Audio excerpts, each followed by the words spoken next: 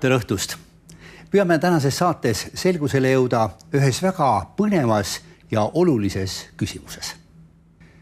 Kuivõrd tõenäoline on, et meie planeedil toimuvat jälgivad kogu aeg mingisuguste teiste tsivilisatsioonide esindajad või on nad siiakanti saatnud mitmesuguseid sonde, aparaate ja ma ei tea, kuidas seda kõike peaks nimetama. Kas on võimalik, et Malaisia reisilennuki kadumine märtsis 2014 on seotud meie planeedil toimetavate maaväliste tsivilisatsioonide esindajatega, nende tegevusega maalähedases ruumis? Malaisia reisilennuki kaaperdamine teistsugusesse aegruumi. Georgi kosmoseuudis mustadest aukudest. Fatima ime. Sõnumid maavälistelt tsivilisatsioonidelt. Sissejuhatuseks heidame kiirpilgu aegade hämarusse. Mõned teadlased peavad tõenäoliseks, et piiblis kajastatud sündmused kajastavad meile võõraste planeetide astronautide külaskäike maakerale. Üheks niisuguseks teadlaseks on matemaatik Matest Agrest. Matest sündis 1915. aastal Mogiljovis, Valgevenes. 1938. aastal lõpetas ta Peterburi ülikooli matemaatikuna. Füüsika matemaatikadoktori väitekirja kaitses Matest juba 31-aastaselt, 1946. aastal. Rahvusvaheliselt tuntuks sai teadlane aga mitte kui matemaatik, vaid kui paleokontaktide hüpoteeside arendaja.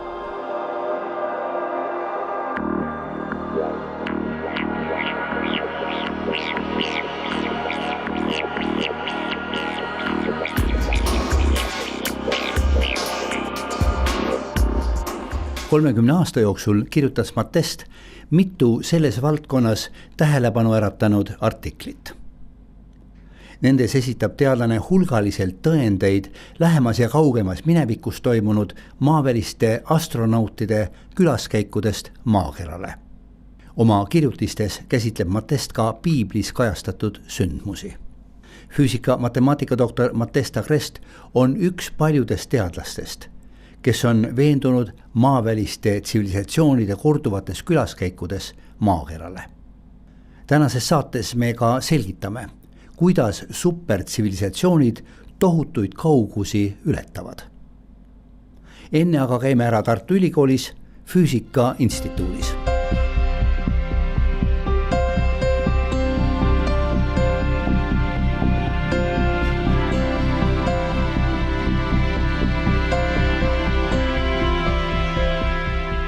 Nüüd, mis puutub füüsikute rolli maailma seletamisel.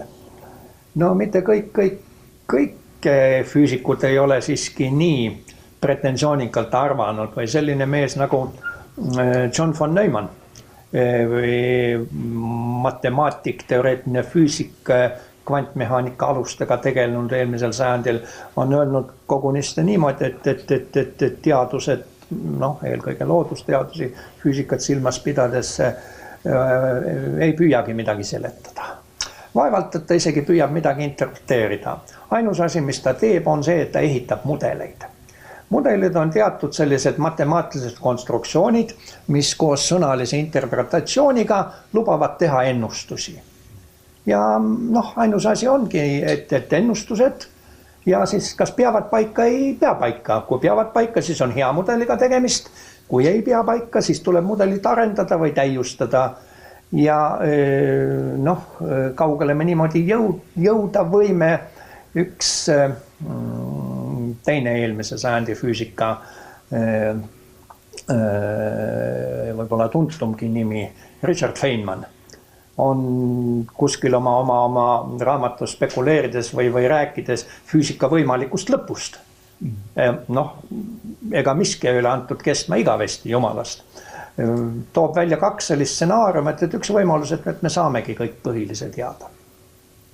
Aga teine on see, millest me veidikene ka rääkisime juba, et see uue teadasaamine muutubki nii raskeks kas ei ole raha või on ta tehniliselt nii raske, et see mäng, me tüdineme ära lihtsalt sellest mängust, me hakkame millegi põnevamaga või huvitamaga tegelema. Teadlastele võiks pikaks ajaks põnevust pakkuda tegelemine näiteks maaväliste tsivilisatsioonidega. Mõnede USA astronautide väitel on maaväliste tsivilisatsioonide ruumilaevad mitte kellegi lennukas fantaasia, vaid sageli esinev reaalsus. Kosmoseagentuuri NASA astronaut James McDivitt osales Gemini ja Apollo programmides. Aastal 1965 viibis ta kosmoselaeva Gemini 4 pardal.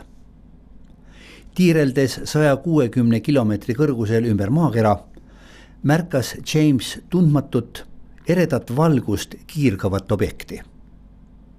Arvatavasti oli seda ta juba mõnda aega jälitanud. One of our pioneer astronauts was Brigadier General James McDivitt. In 1965, General McDivitt spent 4 days in outer space as command pilot of Gemini 4. General McDivitt, have you ever seen a UFO? Yes. During my flight on Gemini 4 in 1965, I saw an object in space fairly close to our spacecraft that I could not identify. It looked to me like maybe the upper stage of another rocket. I tried to take some pictures of it, but unfortunately the pictures did not come out properly. We never were able to identify what it was, and all of our ground radar tracking data indicated that there shouldn't have been another object anywhere near us at the time. Maaväliste lendavate objektidega on korduvalt kokku puutunud ka endise Nõukogude Liidu kosmonaudid.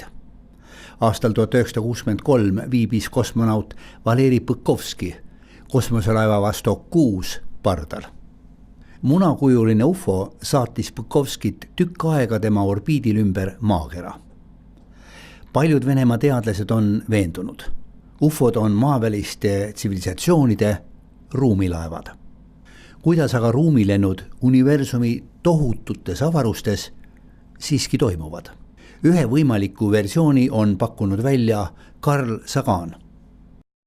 Ta õppis Chicago ülikoolis füüsikat ning sai aastal 1960 doktorikraadi astronoomias ja astrofüüsikas.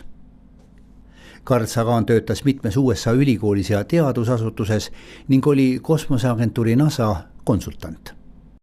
Ta oli väga viljakas kirjanik ja publitsist ning loodusteaduste populariseerija. Kõige rohkem said maailmas tuntuks Carl Sagani arutlused ja tööd maavälise elu ja selle otsingute teemadel.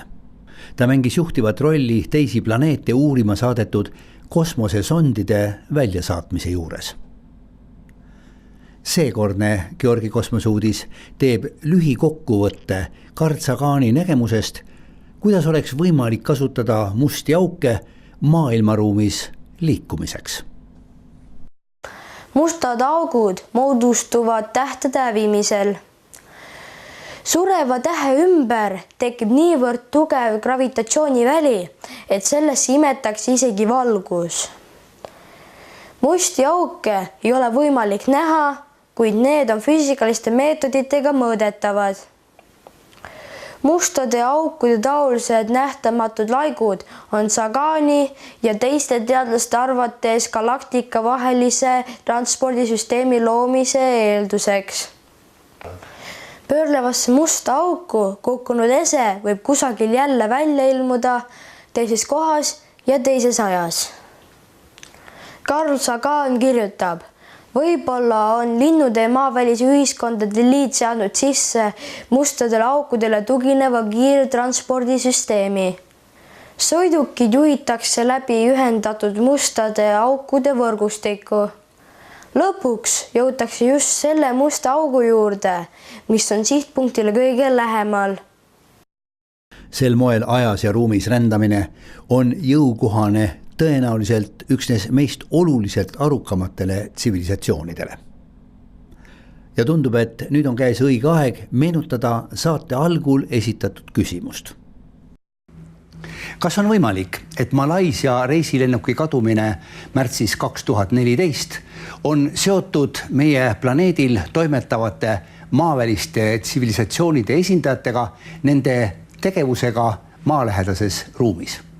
Sellele küsimusele vastamiseks meenutame aastat 1996. Just sel aastal toimus kosmoseagentuuri NASA ajaloo üks kõige raskemini seletatavaid episoode. Kosmosesüstiku Columbia meeskond oli toimetanud maalähedasele orbiidile satelliidi. Äkki aga juhtus midagi eriskummalist. Kosmosesüstikut Columbia ja satelliiti ühendanud 12 miili pikkus sondi tabas võimas elektrilaeng. Ei tea, kust tulnud elektrilaengu tagajärel sondi ja kosmosesüstiku vaheline ühendus katkes. Kosmosesüstiku Columbia meeskonna ja maapealse juhtimiskeskuse silme all hakkas satelliit ja sellega ühendatud sond triivima maailmaruumi sügavustesse. Kui on võimalik midagi niisugust, siis pole põhjust imestada, et aeg-ajalt mõni reisilennuk teadmata kadunuks jääb. Meenutame, et märtsis 2014 kaduma läinud Malaisia reisilennuki otsimistööd lõpetati 17. jaanuaril 2017.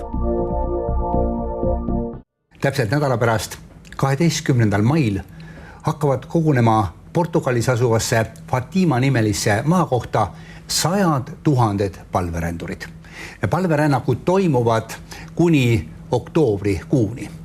Ja tõenäoliselt on sel aastal palverändureid eriti palju, sest tähistatakse Fatima ime 100. aastapäeva, võib niimoodi öelda vist. Igor, tere tulemast stuudiosse. Palusin sind täna siia eeskätt selleks, et natukene lahti mõtestada seda, mida me Fatima ime all tegelikult mõtleme, missugune on olnud selle ime kaudu tulnud sõnumite tähendus siis 100 aasta jooksul erinevatele maakera piirkondadele ja mida see ime ütleb siis meile tänasel päeval ja võib-olla mida aitab see ime mõista ka tulevikule mõeldes. Et esiteks on tegemist ikka kristliku suurfenomeniga või arhetüüpse nähtusega, mille eest saab nüüd 100 aastat täis, et see El Fatima nimeline koht Portugalis muutus nagu tuntuks katoliku kirikus kuni Vatikanini välja, siis möödunud sajandi alguses ja hakkas järjest rohkem nagu energiat, informatsiooni ja jõudu koguma ja ka tähendusi tekitama ja looma. Et tal on religioosne teoloogiline tähendus, siis tal on teaduslik ja ka müstiline tähendus ja lõppkokkuvõttes on argiteadvusele tohutu oluline selline sekulaarne ilmalik ja ka poliitiline mõõde, sest et Fatima ime koosneb siis niisugustest komponentidest nagu ma muidugi kuritarvitan oma positsiooni ja nimetan jälle nähtusi anomaalseks keskkonnanähtuseks, sest tegemist oli teise päikese või väga suure päikesega, eriti sündmuste või selle ahela 6. sündmuse lõpus 13. oktoobril oli näha eriti suurt päikeseketast tavalise päikese kõrval. See pildus erinevaid sädelusi ja kiiri ja värvuseid ja seal tekkis valgusnähtuste niisugune nagu korduv esinemine enne seda vaatuse lõppu oli sadanud meeletult vihma kogu selle Fatima ümbruse põld, kuhu oli arvestatakse 70 000 inimest kogunenud. Seal oli ajakirjanikke, seal oli fotograafe, seal oli vaimulikke, seal oli ilmalikke, seal oli usklikke, seal oli skeptikuid, vastaseid, kõiki. Ja seetõttu on säilinud väga palju huvitavaid fotosid ja me oleme neid juba pisut näidanud ja näitame ka tänases saates veel. Ja Igor, üks vaheküsimus veel. Kas me võime öelda, et tegemist oli ka teatud määral ufoloogilise nähtusega? No sinna ma jõuan, seepärast iga keskkonna anomaalia, kui teda hakata ettevaatlikult lahti võtma, siis sealt tuleb välja nagu Matrjoška sellest imelikke asju.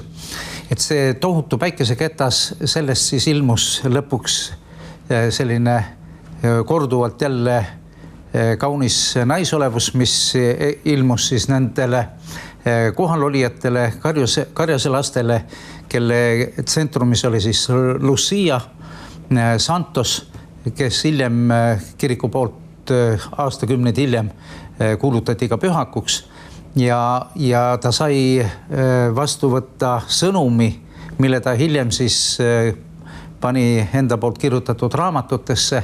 See sõnum oli katoliku nii-öelda keskuse Vatikani poolt kogutud. Need tekstid olid äärmiselt huvitavad ja see sisaldas nagu tulevase maailma nagu arengute kirjeldusi kuni ütleme siiamaani välja, kus me istume täna siin stuudios ja sellele järgneval perioodil. Et ilmutusi oli kokku 3 või rohkem? Ilmutusi oli 6, kuid sõnumeid oli 3 ja need sõnumid olid sellistes pakettides, mis siis maailma avalikkuse ette kirik tõi etapiliselt. Õde venda Franciscole ja Jacintale ning nende onutütrele Luciale ilmutas neitsi Maarja end esmakordselt 13. mail 1917. aastal.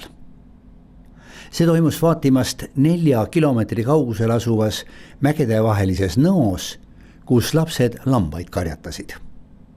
Pilvitus taevast lõi kella 12 paiku alla 2 välgunoolt. Seejärel ilmus ühe noore Kivitamme kohale hele valgus ja lapsed nägid valgesse riietatud naist. Ta pöördus Lucia poole ja keelitas lapsi igapäevaselt roosikrantsi palveid lugema. Valgesse riietatud naine soovis, et sõda lõpeks ja saabuks jällegi rahu. Ta palus lapsi järgneva 6 kuu jooksul 13. kuupäevadel olla samal kellaajal samas kohas. –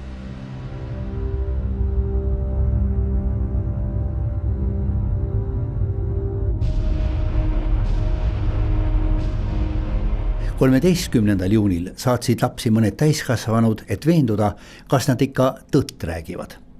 Jällegi ilmutas end neitsi Maarja, rääkis Luciaga ja teatas õe venna Francisco ja Jancita peatsest surmast. Francisco surigi 4. aprillil 1919, Jancita 20. veebruaril 1920. 13. juulil läks juba 2000 inimest koos lastega Kivitamme juurde, et neitsi Maarja ilmutust näha. Ta ilmuski harjumuspärases valguses Kivitamme kohale. Lucia palus tal teha mõni silmaga nähtav ime, et tema kohalolekut usutaks. Neitsi Maarja kuulutas, et teeb imeteo oktoobrikuisel kokkusaamisel. 13. juulil tegi ta ka 3 ennustust. Esimene ennustus rääkis ühest uuest ja väga hirmsast sõjast, mis pidi algama veel paavst Pius 11. ametiajal. Paavst Pius 11. suri 10. veebruaril 1939, niisiis pool aastat enne teise maailmasõja algust. Sellegipoolest oli olnud neitsi Maarja ennustus silmapaistvalt täpne. Muide, paavst Pius 11. olid üpriski tihedad suhted ka Eestiga. Eesti saadikuks Püha Tooli juures oli aastatel 1933 kuni 1939 kunagine peaminister ja diplomaat Otto Strandman ja aastatel 1939 kuni 40 välisminister Karl Selter.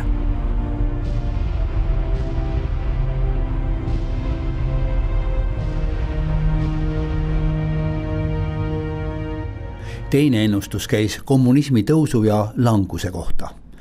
Oktoobris 1917 toimuski Venemaal suur sotsialistlik oktoobrirevolutsioon, mille käigus bolševikud kukutasid Petrogradis Venemaa ajutise valitsuse.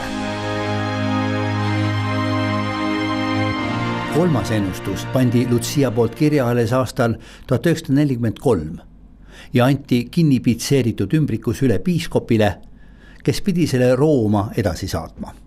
Paavst pidanuks selle siis neitsi Maarja tahte kohaselt aastal 1960 teatavaks tegema. Seda aga millegipärast ei juhtunud. Lucia üleskirjutus anti igale uuele paavstile käest kätte edasi. Kui paavst Johannes 23. 1960. aastal selle ümbriku avas, siis püha isa kohkus ja ütles: ma ei või seda saladust küll välja anda. See vallandaks ju paanika.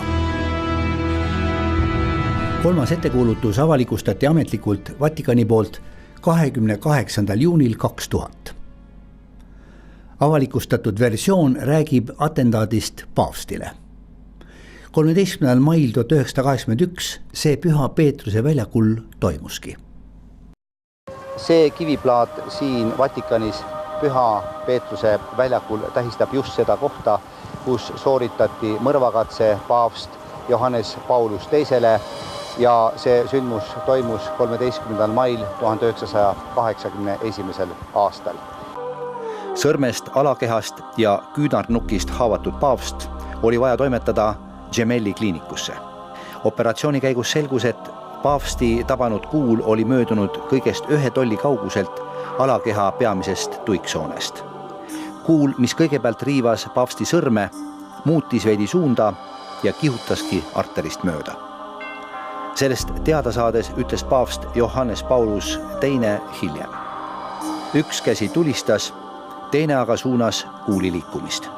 Kui kuul poleks sõrme riivanud, oleks see purustanud aordi ja vigastanud Püha Isa selgroo.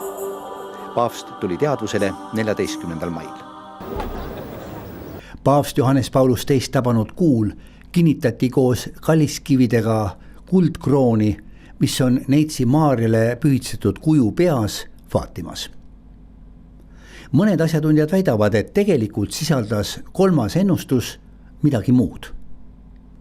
See sai selgeks aastal 1962 nõnda nimetatud Kuuba kriisi ajal.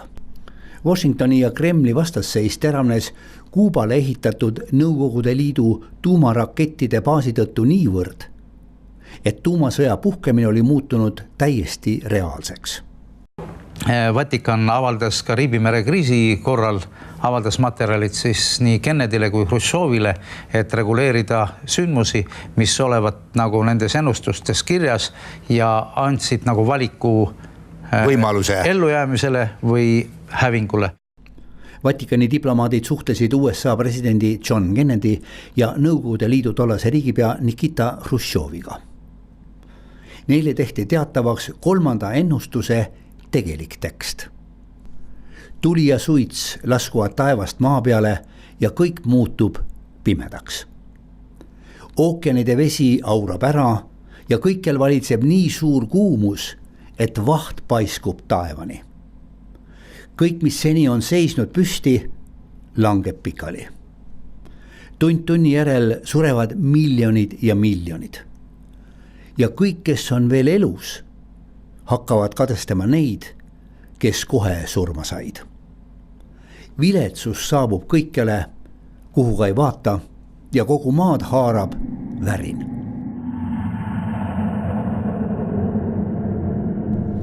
Faatima 3. ennustuse tõelise teksti esitlemine mõjus. Riigipead saavutasid kokkuleppe, mis võimaldas tuumakatastroofi vältida. Muide, läbi aegade on suure võimu teostajad olnud üpriski ebausklikud inimesed. Neid on alati huvitanud, mida arvavad kuulsad ennustajad ja selgeltnägijad. See kehtis ka Kennedy ja Hruštšovi puhul.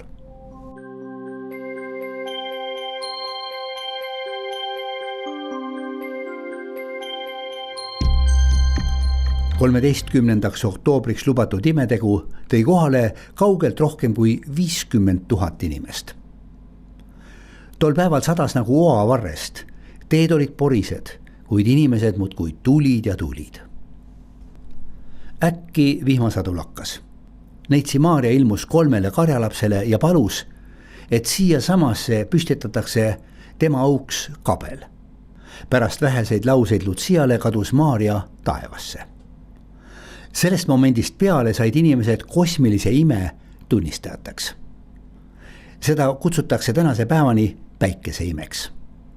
See oli just see, mida Neitsi Maarja oli lastele lubanud. Ajaleht Sekulo kirjutas. Imestava rahva hulga silmade ees, kes olid paljapäi oma pilgud taeva poole pööranud, hakkas päike võbisema ja tegi kosmiliste reeglite vastaseid liigutusi. Pealtnägijad ütlesid, päike tantsib. Portugalis asuva Coimbra ülikooli professor Dr. Carré kirjutab. Tähelepanu väärib asjaolu, et üldse oli võimalik oma pilku sellele sulatusahjule päikesele suunata ja tema liikumist valu tundmata jälgida. Välja arvatud 2 korral, kui päike saatis välja helendava soojuskiirguse. Fenomen kestis ligikaudu 10 minutit. Päikeseketas pöörles eksitaval kombel ümber oma telje. Järsku kostis inimhulgast karjeid. Päike näis end taeva võlvilt lahti rebivat ja maa poole sööstvat, nagu tahtnuks kõiki oma gigantse lõõmaga hävitada. Coimbra ülikooli professor Dr. Carré ütleb lõpetuseks, et kirjeldatud fenomenile elas ta kaasa vaimselt tervena ja omamata seejuures mingeid emotsionaalseid häireid. Aga nähtuse seletamise jättis ta juba teiste hooleks. Itaalia professorid Pinotti ja Malanga Piisa ülikoolist peavad Neitsi Maarja ilmumist maaväliste jõudude manifestatsiooniks. Ja nüüd küsimus, et mis seal ufoloogilist, siis selle objekti nagu tunnused, vahepeal ta võttis seal nagu kuju muuta, räägitakse ovaalsest tumesinisest kettakujulisest asjast, hiljem esinevatest inimeste peade kohal olevatest valgussillerdustest, nii nimetatud ufoloogiast teada fireflies ja niisugused nagu liblikakujulised või õiekujulised fenomenid. Et sinna liitus terve rida selliseid erakordseid keskkonnailminguid. Selle keskmes oli püha olend ja teda paaril korral saatnud 2 olendit nagu mingid saatjaskond. Et ma korra mainisin 75. aastal Šveitsis Anton Billy Meieri nii-öelda nägemises või kohtumises kontaktis esines pilootide nagu juhina kaunis blond daam, kes ennast semiaaseks nimetas ja vahendas ka Anton Billy Meierile terve mahuka sadadesse lehekülgedesse ulatuvaid tekste, mis on ka kättesaadavad. Nii, ja nüüd kogu see situatsioon kulmineerus sellega, et kui see objekt lahkus, siis selleks ajaks oli kogu see piirkond ära kuivanud. Et varem porine ja ära tallatud, et tal oli nii-öelda keskkonna anomaalia, keskkonna ime, siis olendite nägemus, nii-öelda informatsioonivahetus või tekstid. Jätame täna meiegi selle võimsa nähtuse põhjalikuma seletuse tulevaste saadete hooleks. Huvitav oleks näiteks teada, kuidas kommenteerib Fatima fenomeni usuteadlane Arne Hiob. Ja kui keegi teist, lugupeetud televaatajad, peaks lähikuudel sattuma Portugali, Fatimasse, kus tähistatakse 100 aasta möödumist Fatima ime nägemisest, siis palun jagage oma muljeid ka meiega.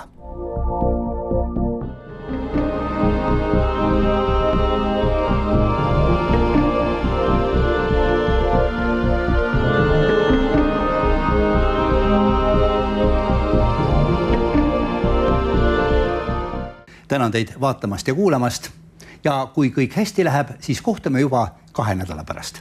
Seniks kõike head.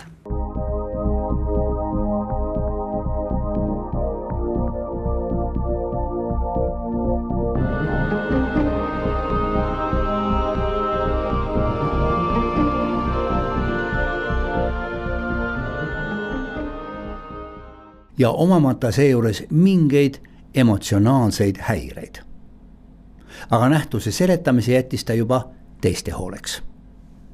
Itaalia professorid Pinotti ja Malanga Piisa ülikoolist peavad Neitsi Maarja ilmumist maaväliste jõudude manifestatsiooniks. Ja nüüd küsimus, et mis seal ufoloogilist, siis selle objekti nagu tunnused, vahepeal ta võttis seal nagu kuju muuta, räägitakse ovaalsest tumesinisest kettakujulisest asjast, hiljem esinevatest inimeste peade kohal olevatest valgussillerdustest, nii nimetatud ufoloogiast teada fireflies ja niisugused nagu liblikakujulised või õiekujulised fenomenid. Et sinna liitus terve rida selliseid erakordseid keskkonnailminguid.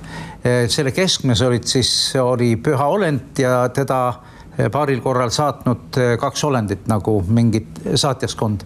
Et ma korra mainisin 75. aastal Šveitsis Anton Billy Meieri nii-öelda nägemises või kohtumises kontaktis esines pilootide nagu juhina kaunis blond daam, kes ennast semiaaseks nimetas ja vahendas ka Anton Billy Meierile terve mahuka sadadesse lehekülgedesse ulatuvaid tekste, mis on ka kättesaadavad. Nii, ja nüüd kogu see situatsioon kulmineerus sellega, et kui see objekt lahkus, siis selleks ajaks oli kogu see piirkond ära kuivanud. Et varem porine ja ära tallatud, et tal oli nii-öelda keskkonna anomaalia, keskkonna ime, siis olendite nägemus, nii-öelda informatsioonivahetus või tekstid. Jätame täna meiegi selle võimsa nähtuse põhjalikuma seletuse tulevaste saadete hooleks. Huvitav oleks näiteks teada, kuidas kommenteerib Fatima fenomeni usuteadlane Arne Hiob. Ja kui keegi teist, lugupeetud televaatajad, peaks lähikuudel sattuma Portugali, Fatimasse, kus tähistatakse 100 aasta möödumist Fatima ime nägemisest, siis palun jagage oma muljeid ka meiega.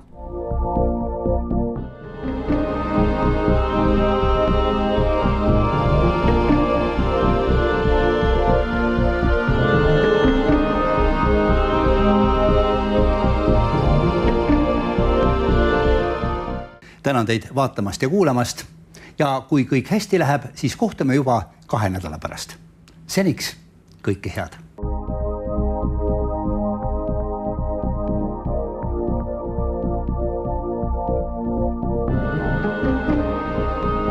Ruumilaevad mitte kellegi lennukas fantaasia, vaid sageli esinev reaalsus. Kosmoseagentuuri NASA astronaut James McDivitt osales Gemini ja Apollo programmides. Aastal 1965 viibis ta kosmoselaeva Gemini 4 pardal. Tiireldes 160 kilomeetri kõrgusel ümber maakera märkas James tundmatut eredat valgust kiirgavat objekti. Arvatavasti oli seda ta juba mõnda aega jälitanud. One of our pioneer astronauts was Brigadier General James McDivitt. In 1965, General McDivitt spent 4 days in outer space as command pilot of Gemini 4. General McDivitt, have you ever seen a UFO? Yes. During my flight on Gemini 4 in 1965, I saw an object in space fairly close to our spacecraft that I could not identify. It looked to me like maybe the upper stage of another rocket. I tried to take some pictures of it, but unfortunately the pictures did not come out properly. We never were able to identify what it was, and all of our ground radar tracking data indicated that there shouldn't have been another object anywhere near us at the time. Maaväliste lendavate objektidega on korduvalt kokku puutunud ka endise Nõukogude Liidu kosmonaudid. Aastal 1963 viibis kosmonaut Valeri Põkovski kosmoselaeva Vostok 6 pardal. Munakujuline UFO saatis Põkovskit tükk aega tema orbiidil ümber maakera.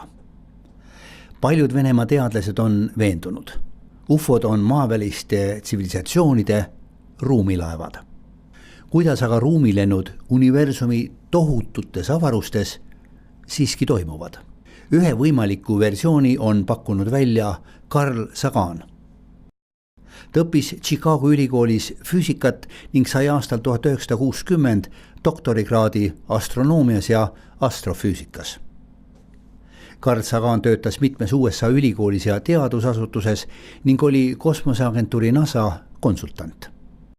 Ta oli väga viljakas kirjanik ja publitsist ning loodusteaduste populariseerija. Kõige rohkem said maailmas tuntuks Carl Sagani arutlused ja tööd maavälise elu ja selle otsingute teemadel. Ta mängis juhtivat rolli teisi planeete uurima saadetud kosmosesondide väljasaatmise juures. Seekordne Georgi kosmoseuudis teeb lühikokkuvõtte Carl Sagani nägemusest, kuidas oleks võimalik kasutada musti auke maailmaruumis liikumiseks. Mustad augud moodustuvad tähtede hävimisel. Paiku alla 2 välgunoolt. Seejärel ilmus ühe noore Kivitamme kohale hele valgus ja lapsed nägid valgesse riietatud naist. Ta pöördus Lucia poole ja keelitas lapsi igapäevaselt roosikrantsi palveid lugema. Valgesse riietatud naine soovis, et sõda lõpeks ja saabuks jällegi rahu. Ta palus lapsi järgneva 6 kuu jooksul 13. kuupäevadel olla samal kellaajal samas kohas.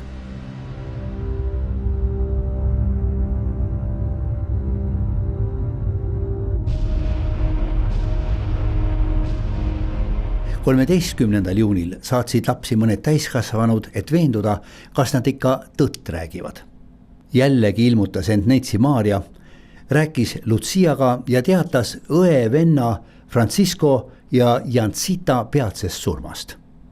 Francisco surigi 4. aprillil 1919, Jancita 20. veebruaril 1920. 13. juulil läks juba 2000 inimest koos lastega Kivitamme juurde, et neitsi Maarja ilmutust näha. Ta ilmuski harjumuspärases valguses Kivitamme kohale. Lucia palus tal teha mõni silmaga nähtav ime, et tema kohalolekut usutaks. Neitsi Maarja kuulutas, et teeb imeteo oktoobrikuisel kokkusaamisel. 13. juulil tegi ta ka 3 ennustust. Esimene ennustus rääkis ühest uuest ja väga hirmsast sõjast, mis pidi algama veel paavst Pius 11. ametiajal. Paavst Pius 11. suri 10. veebruaril 1939, niisiis pool aastat enne teise maailmasõja algust. Sellegipoolest oli olnud neitsi Maarja ennustus silmapaistvalt täpne. Muide, paavst Pius 11. olid üpriski tihedad suhted ka Eestiga. Eesti saadikuks Püha Tooli juures oli aastatel 1933 kuni 1939 kunagine peaminister ja diplomaat Otto Strandman ja aastatel 1939 kuni 40 välisminister Karl Selter.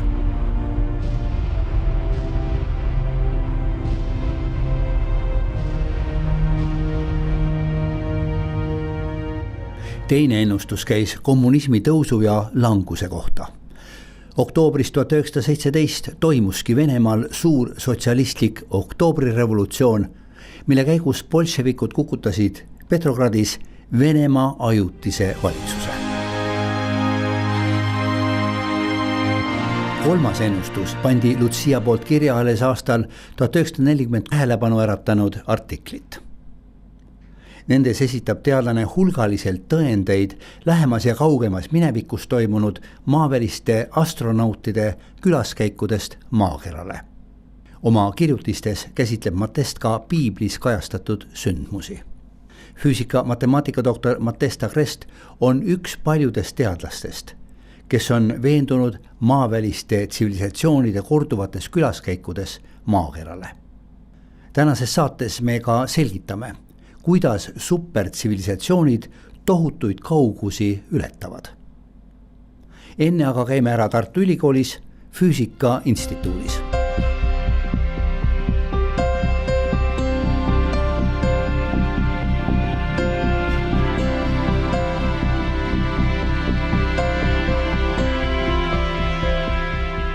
Nüüd, mis puutub füüsikute rolli maailma seletamisel.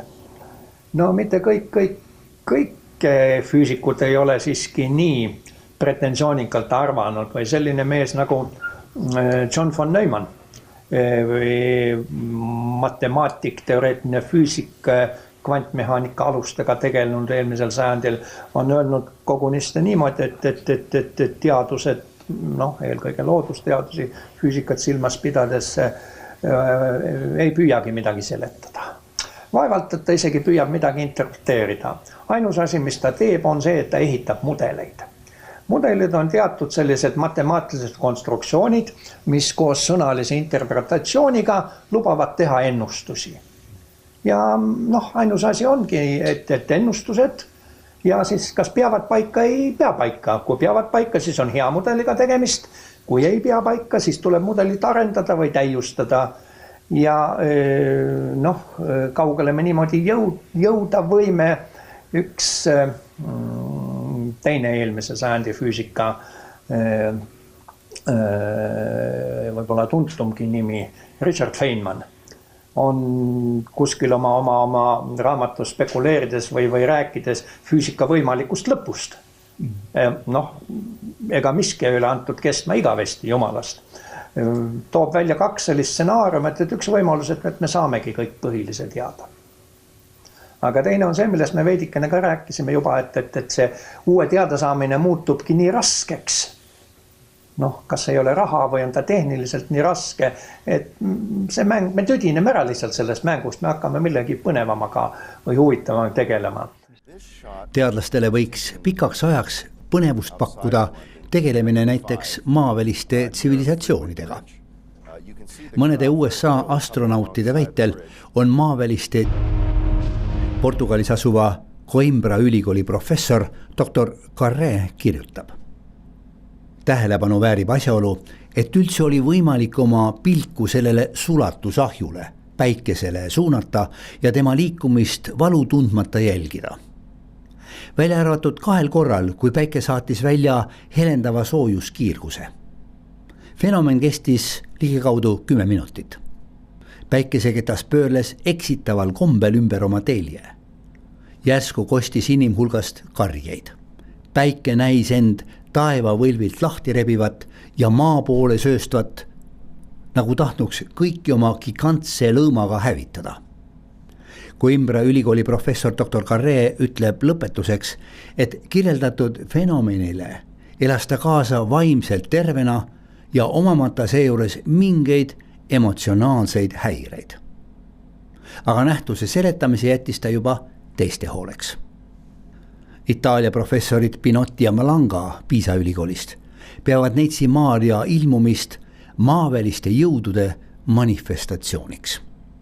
Ja nüüd küsimus, et mis seal ufoloogilist, siis selle objekti nagu tunnused, vahepeal ta võttis seal nagu kuju muuta, räägitakse ovaalsest, tumesinisest, kettakujulisest asjast, hiljem esinevatest inimeste peade kohal olevatest valgussillerdustest, nii nimetatud ufoloogias teada fireflies ja niisugused nagu lüblikakujulised või õiekujulised fenomenid.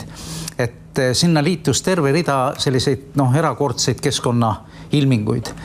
Selle keskmes oli püha olend ja teda paaril korral saatnud 2 olendit nagu mingid saatjaskond.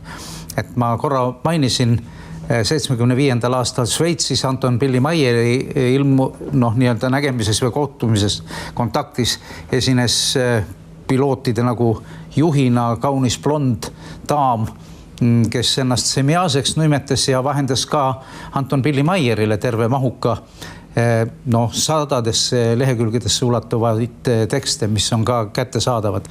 Nii, ja nüüd kogu see situatsioon kulmineerus sellega, et kui see objekt lahkus, siis selleks ajaks oli kogu see piirkond ära kuivanud.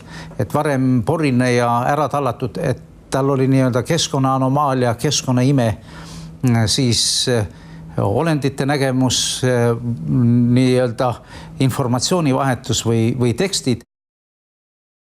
Jätame täna meiegi selle võimsa nähtuse põhjalikuma seletuse tulevaste saadete hooleks. Huvitav oleks näiteks teada, kuidas Siis kas peavad paika, ei pea paika. Kui peavad paika, siis on hea mudeliga tegemist. Kui ei pea paika, siis tuleb mudelit arendada või täiustada. Ja kaugele me niimoodi jõuda võime. Üks teine eelmise sajandi füüsika võib-olla tuntumgi nimi, Richard Feynman, on kuskil oma raamatus spekuleerides või rääkides füüsika võimalikust lõpust. Ega miski ei ole antud kestma igavesti jumalast. Toob välja 2 sellist stsenaarium, et üks võimalus, et me saamegi kõik põhilise teada. Aga teine on see, millest me veidikene ka rääkisime juba, et see uue teadasaamine muutubki nii raskeks. Kas ei ole raha või on ta tehniliselt nii raske, et see mäng, me tüdineme ära lihtsalt sellest mängust, me hakkame millegi põnevamaga või huvitavama tegelema. Teadlastele võiks pikaks ajaks põnevust pakkuda tegelemine näiteks maaväliste tsivilisatsioonidega.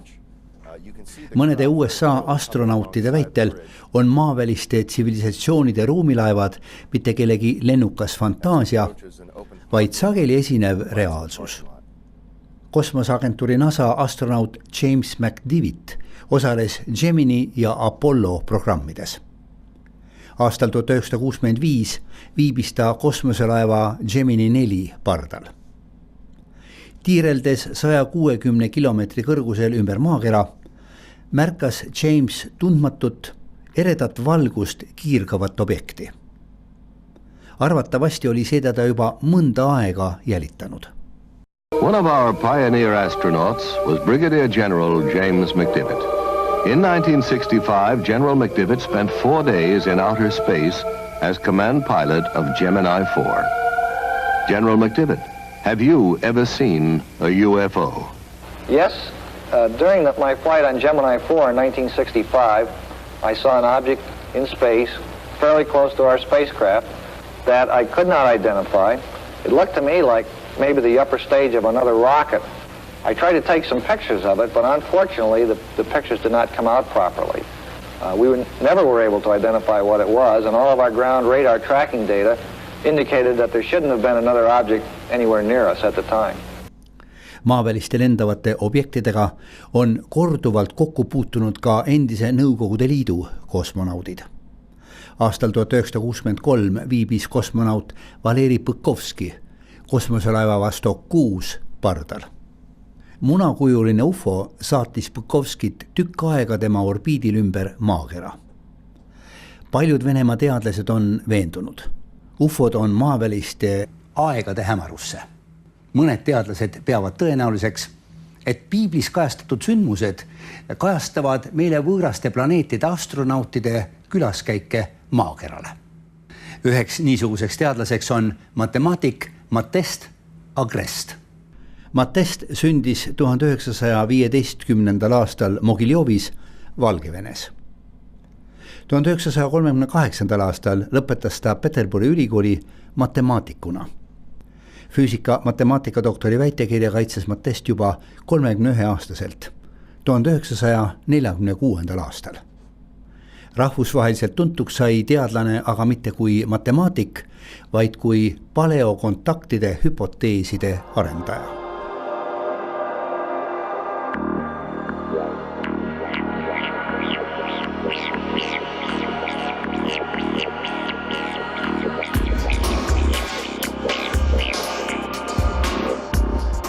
Kolmekümne aasta jooksul kirjutas Matest mitu selles valdkonnas tähelepanu äratanud artiklit.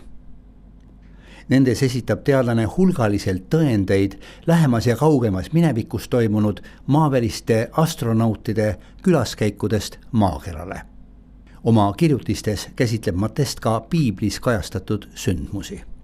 Füüsika matemaatika doktor Matest Agrest on üks paljudest teadlastest, kes on veendunud maaväliste tsivilisatsioonide korduvates külaskäikudes maakerale. Tänases saates me ka selgitame, kuidas supertsivilisatsioonid tohutuid kaugusi ületavad. Enne aga käime ära Tartu Ülikoolis Füüsika Instituudis.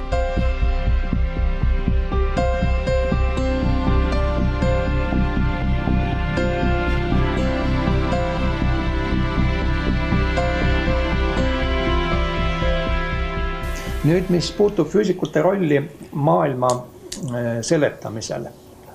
No mitte kõik füüsikud ei ole siiski nii pretensoonikalt arvanud või selline mees nagu John von Neumann või matemaatik, teoreetiline füüsik, kvantmehaanika alustega tegelenud eelmisel sajandil on öelnud kogunisti niimoodi, et teadused, eelkõige loodusteadusi, füüsikat silmas pidades ei püüagi midagi seletada. Vaevalt, et ta isegi püüab midagi interpreteerida. Ainus asi, mis ta teeb, on see, et ta ehitab mudeleid. Mudelid on teatud sellised matemaatilised konstruktsioonid, mis koos sõnalise interpretatsiooniga lubavad teha ennustusi. Ja ainus asi ongi, et ennustused ja siis kas peavad paika, ei pea paika. Kui peavad paika,